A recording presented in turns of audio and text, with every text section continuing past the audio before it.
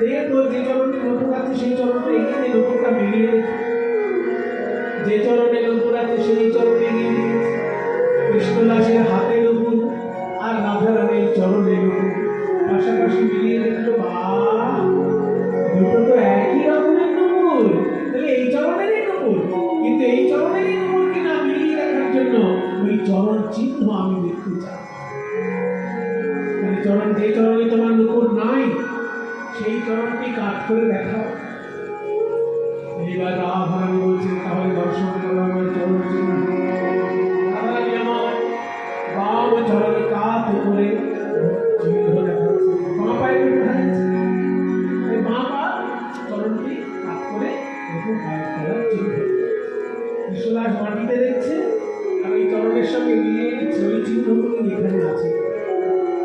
রাধারানীর চরণে কি কি চিহ্ন সেটা ধ্যান করতে হয়। যারা বিষ্ণু আচার্য তারা এই ধ্যানের মধ্যে লিখে রেখেছেন রাধারানীর কোন চরণে কি চিহ্ন।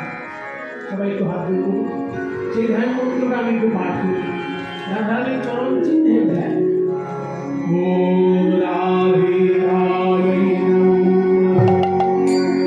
ওম চন্দ্রাণী ভজবল্লি পুষ্পবলয়া পদ্মোধরে ভাকুশা